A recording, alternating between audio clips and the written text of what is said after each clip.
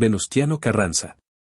Durante su gobierno desde Veracruz, Carranza incluyó entre los objetivos constitucionalistas la reforma agraria, la sindicación de los obreros y el derecho de huelga. El 6 de enero de 1915, promulgó la ley agraria que reformaba el carácter de la propiedad de los ejidos y devolvía por tanto el carácter comunal a buena parte de las propiedades rurales. Tras derrotar las tropas de Obregón a Villa en la batalla de Celaya, en abril de ese año 1915, consiguió el apoyo popular gracias a sus promesas de extensos programas de reforma social y agraria. Además, disolvió el ejército federal y eliminó así una de las pocas bases de poder que mantenía la oligarquía porfirista. En 1916, convocó un Congreso Constituyente para reformar la Constitución de 1857. Tal asamblea se reunió en Querétaro desde el 1 de diciembre de 1916 hasta el 31 de enero de 1917, y fruto de sus sesiones fue la Constitución de 1917, promulgada el 5 de febrero y que entró en vigor el siguiente 1 de mayo. Carranza, entonces, tomó posesión como presidente constitucional de México. Su mandato estuvo marcado por una serie de conflictos con los inversores exteriores surgidos por sus intentos para limitar la propiedad privada extranjera y conseguir la nacionalización de la titularidad de los depósitos petroleros y de las minas. Preocupado también por el problema de la tierra, la antedicha ley del 6 de enero de 1915 marcó el comienzo de la reforma agraria mexicana. Todo ello tenía lugar de forma simultánea al mantenimiento de los combates con el revolucionario agrarista Zapata, contra cuyos hombres envió al estado de Morelos, en 1916, a Pablo González. 3 años más tarde, González organizaría la emboscada que se saldaría con la muerte del mítico revolucionario. Al plantearse la sucesión presidencial en 1920, Carranza, que defendía para la misma al ingeniero y diplomático Ignacio Bonillas, se enfrentó a los generales Plutarco Elías Calles y Obregón, anteriormente subordinados suyos. El 23 de abril de 1920, Calles y el gobernador del estado de Sonora, Adolfo de la Huerta, firmaron el Plan de Agua Prieta, manifiesto político concertado contra Carranza y en apoyo de Obregón. Sus principios políticos eran los propios de la Constitución de 1917, que, según los alzados, había sido quebrantada por Carranza. Presionado por estas maniobras, el 7 de mayo de 1920 se vio obligado a abandonar la Ciudad de México, pretendió entonces llegar hasta el puerto de Veracruz para volver a instalar allí su gobierno. El 21 de mayo de ese año, cuando se internaba en la Sierra de Puebla luego de abandonar el tren que le llevaba a esa ciudad costera, fue asesinado en un rancho de la población de Tlaxcalantongo tras sufrir la traición del general Rodolfo Herrero.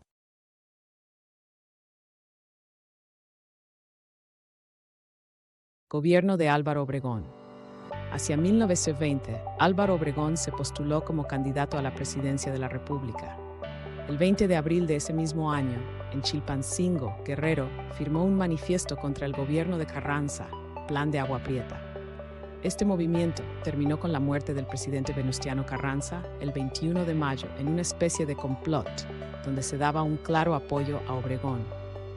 El Congreso nombró a Adolfo de la Huerta como presidente interino de la República. Durante los 6 meses que estuvo en el cargo, logró la pacificación del país, hacer que Villa depusiera las armas y aprehender a Félix Díaz. Así, posteriormente Obregón fue elegido presidente para el periodo 1920-1924. Álvaro Obregón se convirtió en presidente constitucional de México el 1 de diciembre de 1920. Obregón dio un decidido impulso a la reforma agraria, expropiando latifundios y tierras mal cultivadas que repartió entre los campesinos en pequeñas propiedades.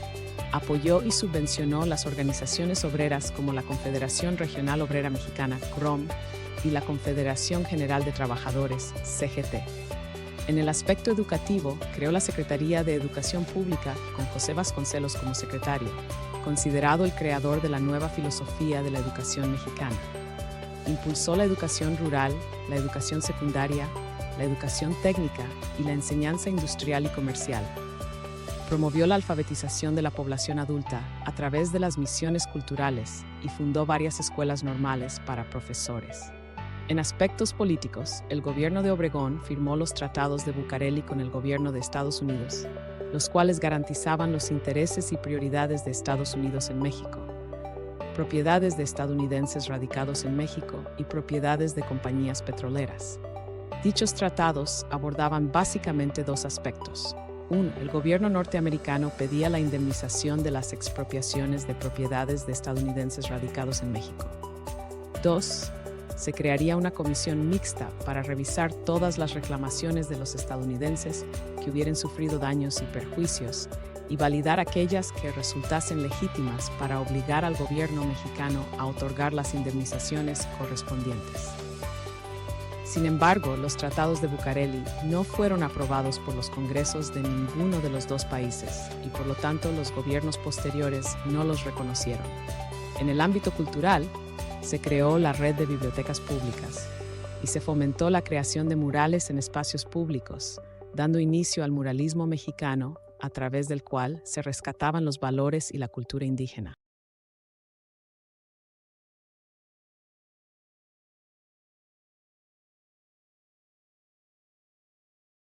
Gobierno de Plutarco Elías Calles. Fue presidente de México del 1 de diciembre de 1924 al 30 de noviembre de 1928. Siendo presidente electo, Calles se enfrentó con los problemas del país resultantes de los anteriores movimientos sociales y políticos. Obligó a la alta oficialidad a revalidar su grado. Además, modernizó y profesionalizó las Fuerzas Armadas. Promovió la legislación agraria, de irrigación y de crédito para el campo. Fundó los bancos Ejidal y Agrícola. Reestructuró la escuela de Chapingo y la de medicina veterinaria. Repartió más de 3 millones de hectáreas a 300,000 campesinos. Tuteló la sindicalización. Expidió la Ley General de Pensiones Civiles a favor de los empleados federales y estimuló la creación y funcionamiento de cooperativas. Respaldó al movimiento obrero mediante la Confederación Regional Obrera Mexicana y el Partido Laborista. Durante su gobierno se construyó la carretera México-Puebla y se iniciaron la México-Acapulco y la México-Pachuca. Se terminó el ferrocarril del Sur Pacífico. Se reorganizó el servicio postal, inaugurándose la primera línea aérea de correo, México-Tuxpan-Tampico. Se estableció la comunicación telefónica con Estados Unidos y Gran Bretaña y se realizaron leyes sobre comunicaciones. Se creó la Comisión Nacional Bancaria, se expidió la Ley General de Instituciones de Crédito y se fundó el Banco de México, única institución autorizada para emitir moneda. En el periodo presidencial de Plutarco Elías Calles aconteció la llamada Guerra Cristera, debido a algunas fricciones entre la Iglesia Católica y el gobierno, por lo cual el clero católico realizó una campaña contra diversas normas legales, por lo que Calles expulsó a sacerdotes extranjeros y cerró locales religiosos, provocando una respuesta violenta por parte de los feligreses católicos y la jerarquía eclesiástica. La Guerra Cristera acabó en 1929. Plutarco Elías Calles rechazó las presiones de Estados Unidos contra el artículo 27 constitucional, que reivindicaba la propiedad originaria de la nación sobre sus tierras y aguas. En 1927 reformó la Constitución para que Álvaro Obregón volviera a la presidencia, lo cual provocó protestas que fueron sofocadas mediante la violencia. Obregón fue electo presidente y unos días después de la elección fue asesinado en un restaurante de la Ciudad de México. El 4 de marzo de 1929, Plutarco Elías Calles fundó el Partido Nacional Revolucionario, PNR. Este partido nació de varios partidos políticos regionales.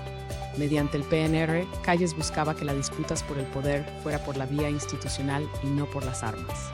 Con el tiempo, el partido fue controlando a todos los funcionarios públicos, sindicatos y organizaciones populares.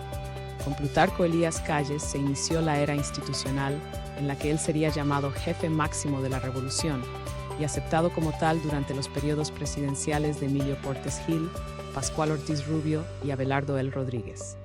A esta época se le llamó el Maximato, caracterizada por la intervención del expresidente en la vida institucional del país.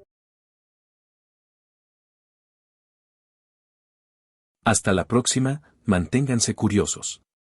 Si te gustó mis vídeos, te invito a que te suscribas a mi canal de YouTube, Aprende y Descubre. A mi TikTok, Sergio Lizama 70.